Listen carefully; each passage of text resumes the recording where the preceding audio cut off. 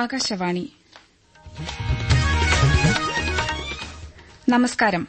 പ്രാദേശിക വാർത്തകൾ വായിക്കുന്നത് അനുഷ ആത്മപ്രകാശ്. പ്രധാന വാർത്തകൾ. ലോകത്തിലെ ഏറ്റവും വേഗത്തിൽ വളരുന്ന സമ്പദ്വ്യവസ്ഥയാണ് ഇന്ത്യയുടേതെന്നും അധികം താമസിയാതെ ലോകത്തിലെ മൂന്നാമത്തെ വലിയ സമ്പദ്വ്യവസ്ഥയായി രാജ്യം മാറുമെന്നും പ്രധാനമന്ത്രി നരേന്ദ്രമോദി. നിയമസഭാ സ്പീക്കർമാരുടെ 2 ദിവസത്തെ അഖിലേന്ത്യാ സമ്മേളനം ഡൽഹി നിയമസഭയിൽ ഇന്ന് കേന്ദ്ര ആഭ്യന്തരമന്ത്രി അമിത്ഷാ ഉദ്ഘാടനം ചെയ്യും.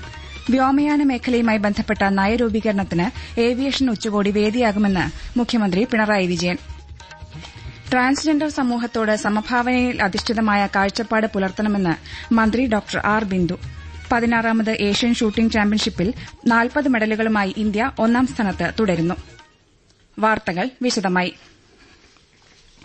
ലോകത്തിലെ ഏറ്റവും വേഗത്തിൽ വളരുന്ന പ്രധാന സമ്പദ്വ്യവസ്ഥയാണ് ഇന്ത്യയുടേതെന്നും അധികം താമസിയാതെ ലോകത്തിലെ മൂന്നാമത്തെ വലിയ സമ്പദ്വ്യവസ്ഥയായി രാജ്യം മാറുമെന്നും പ്രധാനമന്ത്രി നരേന്ദ്രമോദി പറഞ്ഞു. ന്യൂഡൽഹിയിൽ സ്വകാര്യ മാധ്യമ സ്ഥാപനം സംഘടിപ്പിച്ച ചടങ്ങിൽ സംസാരിക്കുകയായിരുന്നു പ്രധാനമന്ത്രി. ഇന്ത്യ അതിന്റെ ശക്തിയും പ്രതിരോധശേഷിയും കൊണ്ട് ലോകത്തിന് പ്രതീക്ഷയുടെ ഒരു ദീപമായി നിലകൊള്ളുകയാണെന്ന് അദ്ദേഹം എടുത്തു പറഞ്ഞു. കഴിഞ്ഞ 10 വർഷമായി കാണുന്ന വളർച്ചയ്ക്കും പ്രതിരോധശേഷിക്കും കാരണം സാമ്പത്തിക സ്ഥിരതയാണെന്ന് പ്രധാനമന്ത്രി പറഞ്ഞു. പ്രധാനമന്ത്രി നരേന്ദ്രമോദിയുടെ 4 ദിവസത്തെ ജപ്പാൻ ചൈന സന്ദർശനത്തിന് ഈ മാസം 29-ന് തുടക്കമാകും. 15ാമത് ഇന്ത്യ ജപ്പാൻ വാർഷിക ഉച്ചകോടിയിൽ അദ്ദേഹം പങ്കെടുക്കും. പര്യടനത്തിന്റെ 2ാം പാദത്തിൽ ഈ മാസം 31 മുതൽ അടുത്ത മാസം 1 വരെ പ്രധാനമന്ത്രി ചൈന സന്ദർശിക്കും. ഫിജി പ്രധാനമന്ത്രി സിതിവേനി ലിഗമമഡ റബൂക്ക 3 ദിവസത്തെ ഇന്ത്യാ സന്ദർശനത്തിനായി ഇന്ന് ന്യൂഡൽഹിയിലെത്തും. മന്ത്രി രതു അറ്റോണിയോ ലാലബലാവും മുതിർന്ന ഉദ്യോഗസ്ഥരും അദ്ദേഹത്തോടൊപ്പം ഉണ്ടായിരിക്കും. നാളെ അദ്ദേഹം പ്രധാനമന്ത്രി നരേന്ദ്രമോദിയുമായി ചർച്ച നടത്തും. രാഷ്ട്രപതി ദ്രൌപദി മുർമുവിനെയും ഫിജി പ്രധാനമന്ത്രി സന്ദർശിക്കും. നിയമസഭാ സ്പീക്കർമാരുടെ 2 ദിവസത്തെ അഖിലേന്ത്യാ സമ്മേളനം ഡൽഹി നിയമസഭയിൽ ഇന്ന് കേന്ദ്ര ആഭ്യന്തരമന്ത്രി അമിത്ഷാ ഉദ്ഘാടനം ചെയ്യും. കേന്ദ്ര നിയമസഭയുടെ സ്പീക്കറായി വിത്തൽഭായ് പട്ടേൽ ചുമതലയേറ്റതിന്റെ 100ാം വാർഷികത്തിന്റെ സ്മരണയ്ക്കായാണ് സമ്മേളനം സംഘടിപ്പിക്കുന്നത്. 29 സംസ്ഥാന നിയമസഭകളുടെ സ്പീക്കർമാരും 6 സംസ്ഥാനങ്ങളിലെ ലെജിസ്ലേറ്റീവ് കൌൺസിൽ ചെയർമാൻമാരും വൈസ് ചെയർമാൻമാരും സമ്മേളനത്തിൽ പങ്കെടുക്കും. 17ാമത് ഉപരാഷ്ട്രപതി തെരഞ്ഞെടുപ്പിലെ നാമനിർദ്ദേശ പത്രിക പിൻവലിക്കാൻ സമയപരിധി നാളെ അവസാനിക്കും. Maharashtra governor CP Radhakrishnan NDA സ്ഥാനാർത്ഥിയായും മുൻ സുപ്രീംകോടതി judge justice B Sudarshan Reddy India സഖ്യ സ്ഥാനാർത്ഥിയായും പത്രിക നൽകിയിട്ടുണ്ട്. അടുത്ത മാസം 9-നാണ് വോട്ടെടുപ്പും വോട്ടെണ്ണലും. വ്യോമയാന മേഖലയുമായി ബന്ധപ്പെട്ട നയരൂപീകരണത്തിന് ഏവിയേഷൻ ഉച്ചകോടി വേദിയാകുമെന്ന് മുഖ്യമന്ത്രി പിണറായി വിജയൻ പറഞ്ഞു. പ്രഥമ കേരള ഏവിയേഷൻ ഉച്ചകോടി കൊച്ചിയിൽ ഉദ്ഘാടനം ചെയ്യുകയായിരുന്നു അദ്ദേഹം. വ്യോമയാന ചർച്ചകളിൽ കേരളത്തിന്റെ പ്രാതിനിധ്യം ഉറപ്പുവരുത്താനും നിക്ഷേപം പ്രോത്സാഹിപ്പിക്കാനും ഉച്ചകോടി പ്രയോജനപ്പെടുമെന്നും മുഖ്യമന്ത്രി പറഞ്ഞു. മലപ്പുറം, പാലക്കാട് ജില്ലകളിലെ യാത്രക്കാർക്ക് ആശ്വാസമായി നിലമ്പൂർ മെമു ട്രെയിൻ സർവീസ് ആരംഭിച്ചു. ആദ്യ യാത്ര ഇന്നലെ രാത്രി ഷൊർണൂരിൽ കേന്ദ്ര സഹമന്ത്രി ജോർജ് കുര്യൻ ഫ്ളാഗ് ഓഫ് ചെയ്തു. സ്വാതന്ത്ര്യത്തിന് മുൻപുണ്ടായിരുന്ന വികസനങ്ങളെല്ലാം രാജ്യത്തെ ചൂഷണം ചെയ്യാൻ വേണ്ടിയായിരുന്നുവെന്ന് അദ്ദേഹം പറഞ്ഞു. ബ്രിട്ടീഷ് ഭരണകാലത്ത് നിലമ്പൂരിൽ നിന്ന് ഗുഡ്സ് ട്രെയിൻ സർവീസ് ആരംഭിച്ചത് അവിടുത്തെ വിഭവങ്ങൾ കൊള്ളയടിക്കാൻ വേണ്ടിയായിരുന്നുവെന്നും അദ്ദേഹം അഭിപ്രായപ്പെട്ടു. നിലവിൽ വൈകിട്ട് 5:40-ന് എറണാകുളം ജംഗ്ഷനിൽ നിന്നും പുറപ്പെടുന്ന മെമു 8:40-നാണ് ഷൊർണൂരിൽ എത്തുന്നത്. ഷൊർണൂരിൽ നിന്ന് രാത്രി 8:45-ന് പുറപ്പെട്ട് നിലമ്പൂരിൽ 10:05-ന് എത്തുന്ന രീതിയിലാണ് സമയക്രമം. ക്ഷേമ പെൻഷൻ ഗുണഭോക്താക്കളുടെ വാർഷിക മസ്റ്ററിംഗിന് സമയപരിധി അടുത്ത മാസം 10 വരെ നീട്ടിയതായി മന്ത്രി KN ബാലഗോപാൽ പറഞ്ഞു.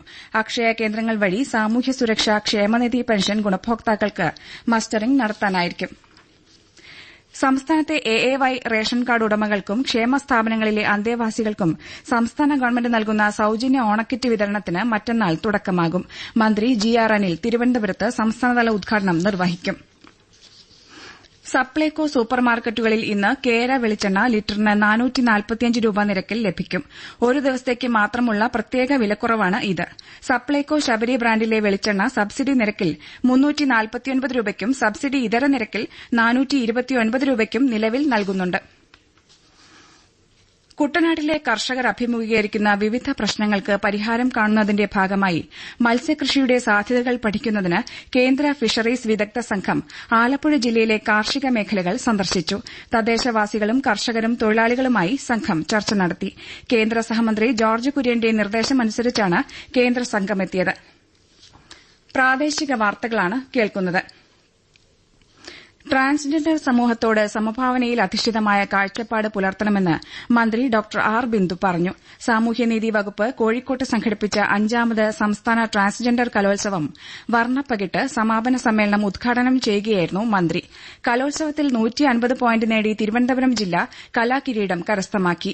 135 പോയിന്റുമായി എറണാകുളം 2ാം സ്ഥാനവും 124 പോയിന്റുമായി മലപ്പുറം 3ാം സ്ഥാനവും സ്വന്തമാക്കി. ആലപ്പുഴയിലെ ജാനകി രാജിനെ കലാരത്നമായും തൃശൂർ ജില്ലയിലെ ദേവൂട്ടി ഷാജിയെ സർഗപ്രതിഭയായും തെരഞ്ഞെടുത്തു. കലോത്സവ മത്സര വിജയികൾക്ക് മന്ത്രി സമ്മാനങ്ങൾ വിതരണം ചെയ്തു. ഭിന്നശേഷി വിഭാഗക്കാരുടെ ശാക്തീകരണവും പുനരധിവാസവും ലക്ഷ്യമിട്ട പ്രവർത്തനങ്ങൾക്ക് സാമൂഹ്യനീതി വകുപ്പ് നേതൃത്വം നൽകുകയാണെന്ന് മന്ത്രി ഡോക്ടർ ആർ ബിന്ദു പറഞ്ഞു. കോഴിക്കോട് ജില്ലയുടെ യുണീക് ഡിസബിലിറ്റി ഐഡി രജിസ്ട്രേഷൻ പൂർത്തീകരണ പ്രഖ്യാപനവും ഉപഹാര സമർപ്പണവും നിർവഹിക്കുകയായിരുന്നു മന്ത്രി. സംസ്ഥാനത്ത് സമ്പൂർണ്ണ യുഡിഐഡി രജിസ്ട്രേഷൻ പൂർത്തിയാക്കിയ ആദ്യ ജില്ലയാണ് കോഴിക്കോട്.